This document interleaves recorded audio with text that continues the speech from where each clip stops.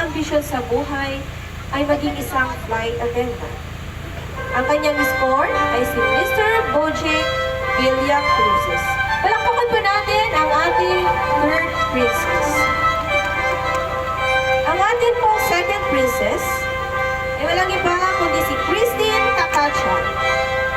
Siya ay 15 taong gulang, anak ni Mrs. Anona Takacha at ang kanyang mayapang ama na si Atanasio Takacha.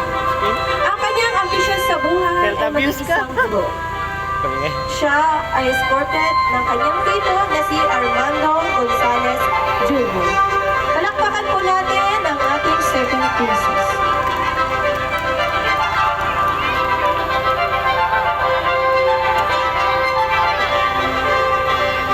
Susunod po ito ng ating first princess. Ang ating first princess ay walang iba kundi si Blanchini T. Cabed. Siya ay 8 taong gulang, anak ni na Mrs. Cherlyn at Mr. Jerome Cabed. Ang kanyang pangarap sa buhay ay maging isang dentist o nurse. Siya ay escorted ni Ralph Allen Tavares. Palakpakan po natin ang ating first princess.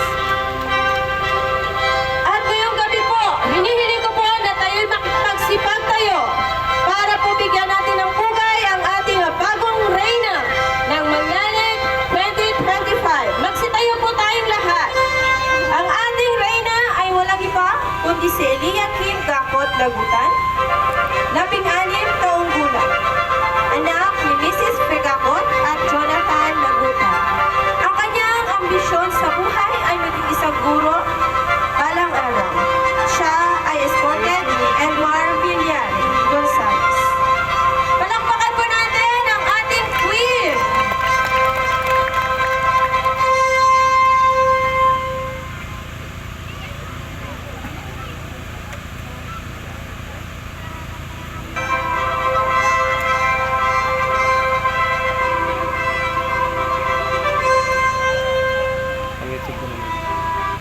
Ang YouTube po naman.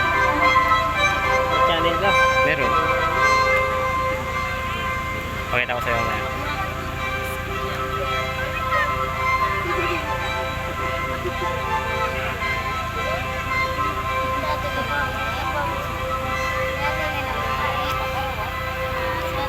Pinapakilala ko rin po ang ating former queen na si Miss Tracy Ann Namia.